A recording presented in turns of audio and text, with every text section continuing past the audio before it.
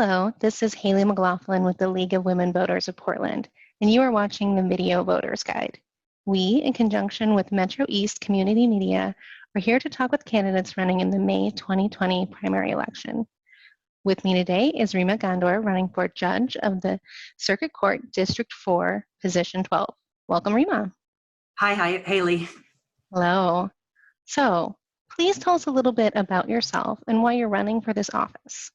Okay, so I've been an attorney for 23 years. I moved to the US when I was 18 years old to go to college. I was part of a family migration scenario. I went to college.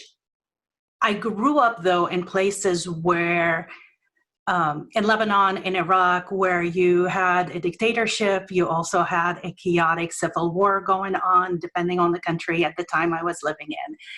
And the legal system there, whether in Lebanon, which took years and years to get anything done, and even if it got done, there was a huge chance of bribery and people getting justice or injustice that way, or in Iraq where even friends of mine, somebody could knock on your door in the middle of the night and you disappear. And then, a month later, you find out that the person has been sentenced, tried, sentenced, and put in jail.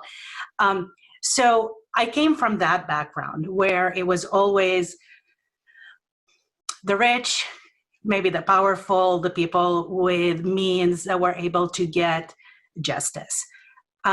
When I went to college, I was very attracted to democracy in the US, to the legal system, and decided to go to law school. And through time, I've learned that there are differences. And the ideal we have for proven innocent before, guilty before proven, innocent before proven guilty, or the right to have justice it's an ideal. We still are working towards it. It's still not there. And I've been working to try to improve that. In the last few years, I personally, I'm a Muslim, I'm an Arab, I'm an immigrant. The amount of fear I felt for me and my family, the amount of not distrust for me, because I knew judges, I have some power, but just the fear that the legal system is not going to hold up, that people that come in front of it are going to not be given a fair chance. And going out in the community, going out in whether it's the Latinx community, the Arab community, the Muslim community, just the immigrant community overall, and the community, LGBTQ plus community, everybody had the same fears. They feared that if they had to go and get their rights exercised, and that the courts may not be able to protect them because they didn't necessarily trust who was in the courts. And that's when I decided that as a member of the community that is at fear, I do have privileges. I have an education. I speak the language. Yes, it's English. I'm an ESL, but I speak the language well. I have the means. I have the connections. And I'm scared. So it just made sense to put those privileges aside and try to get everybody not to have the fear. We can only have justice if everybody believes in it and everybody actually is treated fairly and everybody gets the same chance. And that's why I decided to run. Wonderful. Thank you. What challenges have been and will be created by the pandemic to the effective and efficient administration of justice, and how do you propose to meet those challenges? Yeah, I think there's going to be challenges all over. Immediately, one of the challenges I saw is we were getting orders from the Supreme Court, our Supreme Court in Multnomah County very quickly, which was great. However, it wasn't being distributed everywhere. It was making it to the attorneys. It wasn't making it to the people we serve.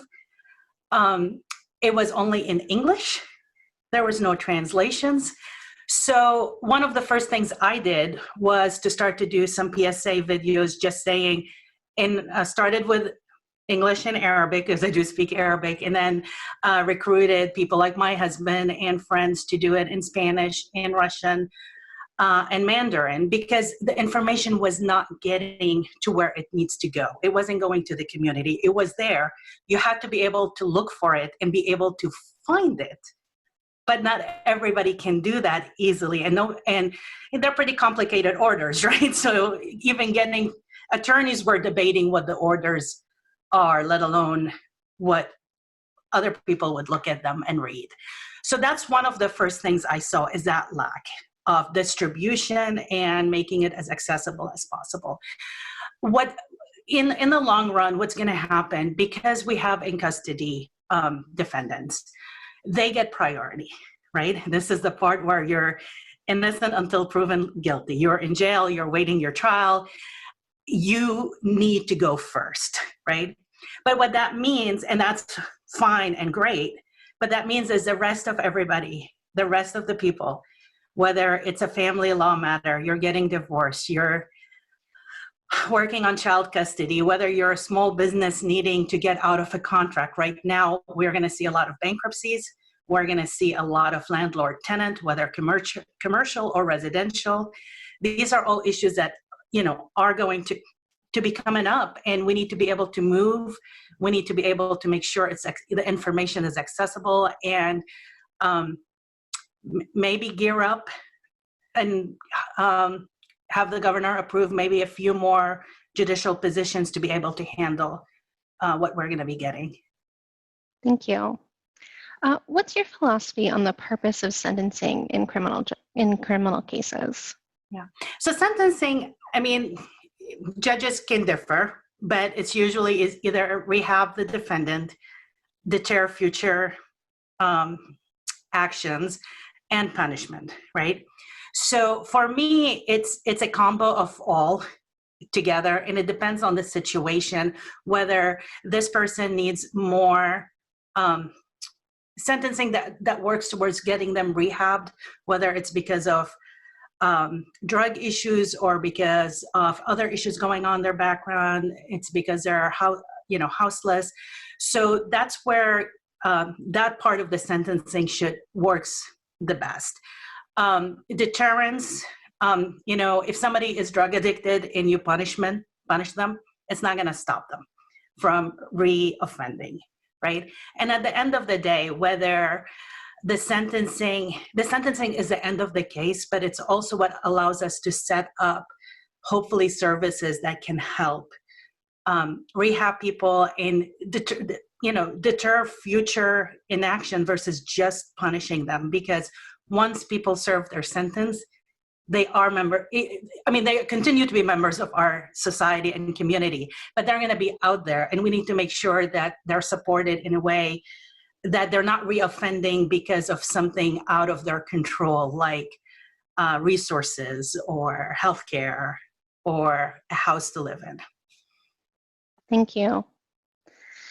This has been our video voters guide. Thank you for watching. The primary election is Tuesday, May 19th. Be sure to inform yourself about the candidates and ballot measures and exercise your right to vote.